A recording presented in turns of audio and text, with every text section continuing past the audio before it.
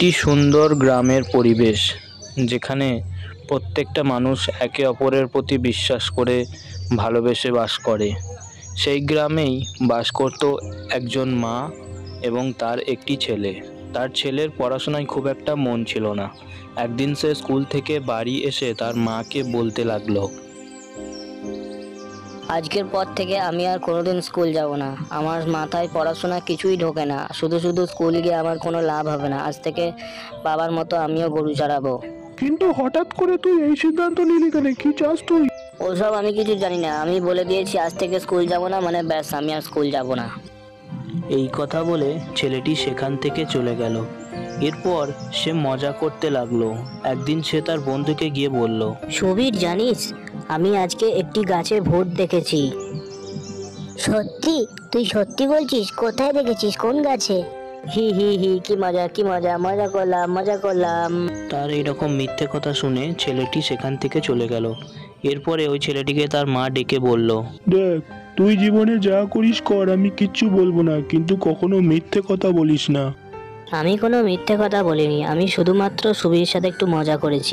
দেখ, যে মজা করার জন্য মিথ্যে কথার প্রয়োজন হয় সেই মজা করা উচিত নয়, তাহলে কিন্তু অন্যরা দুঃখ পায়। মা, তুমি বকো না তো, আমার যা ইচ্ছা আমি তাই করব। ছেলেটির এইরকম মজা করার স্বভাব ছোট থেকে বড়দের কাউকেই ছাড়লো না। একদিন সে গ্রামের বড় মানুষদেরকে গিয়ে বলল, আরে তোমরা সব এখানে কি করছো? তাড়াতাড়ি চলো, করিম চাচার বাড়িতে বড় সাপ বেরিয়েছে। ছেলেটির মুখে এই কথা শুনে গ্রামের সবাই তাড়াহুড়ো করে করিম চাচার বাড়ির দিকে রওনা দিল। সেখানে গিয়ে করিমকে বলল, এ করিম, কোথায় সব? কোথায় দেখি? কি সাপ সাপ করছো? এখানে তো কোনো সাপ বেরোয়নি। এরপর গ্রামবাসী সবাই বুঝতে পারলো যে আসলেই রাখালের ছেলেটি তাদের সাথে মজা করেছে মিথ্যে কথা বলে। পরের দিন সকালে রাখাল ছেলে দুধ দোয়াতে থাকে এবং তার মা পাশে দাঁড়িয়ে থাকে। দুধ দোয়ানো হয়ে গেলে সে দুধের বাটিটিতে তার মাকে দেয়। তার মা বলে, গতকাল তুই বলেছিলি না যে তুই পড়াশোনা করবি না, গরু চড়াবি, তোর বাবার মতো রাখাল হবি? তাহলে যা, গরুগুলো চড়িয়ে আয়। ঠিক আছে, আমি বলেছি যখন যাচ্ছি। এরপর থেকে গ্রামের সবাই রাখালের ছেলেকে রাখাল ছেলে বলে ডাকতে শুরু করলো এবং রাখাল ছেলে এক পাল গরু নিয়ে মাঠে হাতে একটি লাঠি নিয়ে চড়াতে গেল। মাঠে গরুগুলিকে ছেড়ে দিয়ে রাখাল ছেলে একটা গাছের নিচে বসে ভাবতে শুরু করলো যে গ্রামবাসীকে কিভাবে আবার মিথ্যে কথা বলা যাবে। এরপর তার মাথায় একটি আইডিয়া এলো এবং সে গ্রামবাসীর কাছে ছুটে গিয়ে বলল, তোমরা সবাই তাড়াতাড়ি চলো, আমি গরু চড়াতে গিয়েছিলাম, আমার গরুগুলো মাঠে চড়ছে, কিন্তু সেই সময় একটা চিতাবাঘ আমার গরুগুলোকে তাড়া করেছে। তোমরা সবাই চলো। রাখাল ছেলের এই কথা শুনে গ্রামবাসী সবাই তাড়াহুড়ো করে দৌড়ে গেল। কিন্তু গ্রামবাসী সবাই গিয়ে দেখলো যে আসলে কিছুই হয়নি, রাখাল ছেলে তাদের মিথ্যে কথা বলেছে। তখন একটি লোক বলল, কি রে, তোর তো এখানে কিছুই হয়নি, তাহলে তুই শুধু শুধু মিথ্যে কথা বলে আমাদেরকে এত তাড়াহুড়ো করে ডেকে আনলি কেন? কিছুই তো হয়নি তোর এখানে। আমি আসলে দেখছিলাম যে তোমরা আমি বিপদে পড়লে আমাকে সাহায্য করতে আসো কিনা, তাই একটু মজা করলাম। এই সমস্ত ফালতু কথা বলে, মিথ্যা কথা বলে মজা করে কি পাস তুই? কি মজা পাস? হ্যাঁ? এই বলে গ্রামবাসী সবাই সেখান থেকে চলে যায়। এর পরের দিন রাখাল ছেলে আবারও তার গরুর পাল নিয়ে মাঠে গরু চড়াতে যায়। এবারেও রাখাল ছেলে ভেবেছিল যে কিছু একটা বলে গ্রামের লোকেদের সাথে মজা করবে, কিন্তু তা আর হলো না।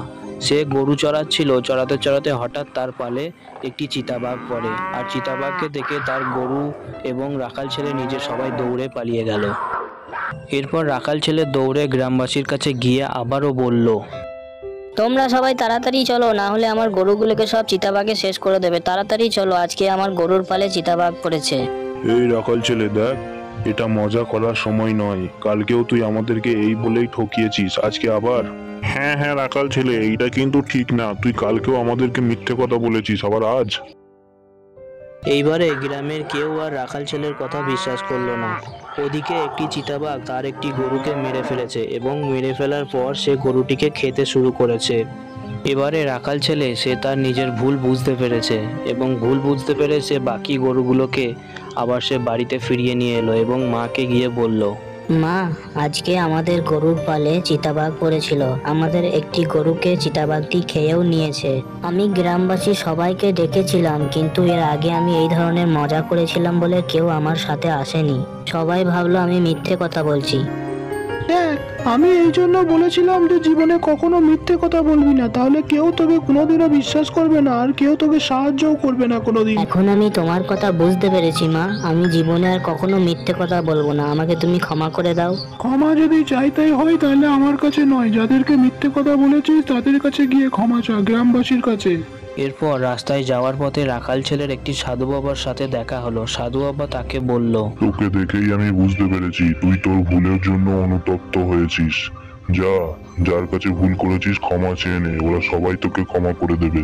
এরপর রাখাল ছেলে গ্রামের লোকেদের কাছে ক্ষমা চাওয়ার জন্য গেল এবং সেখানে গিয়ে বলল, আমাকে আপনারা সবাই ক্ষমা করে দেন। আমি আমার ভুল বুঝতে পেরেছি।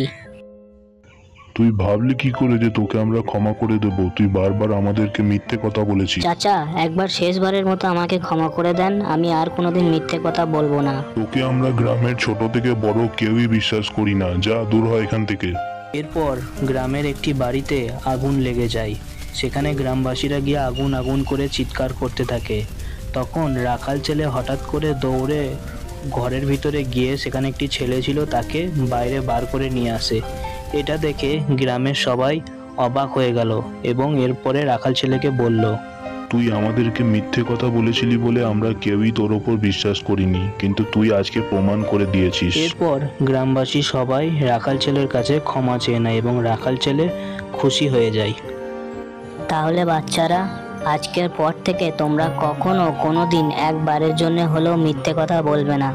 কারণ মিথ্যে কথা বললে সবাই তোমার প্রতি বিশ্বাস হারিয়ে ফেলবে। কেউ তোমাকে আর কখনো বিশ্বাস করবে না। সেই জন্য আমাদেরকে সবসময় সত্যি কথা বলতে হবে। আজকের ভিডিও থেকে আমরা এইটাই শিখলাম।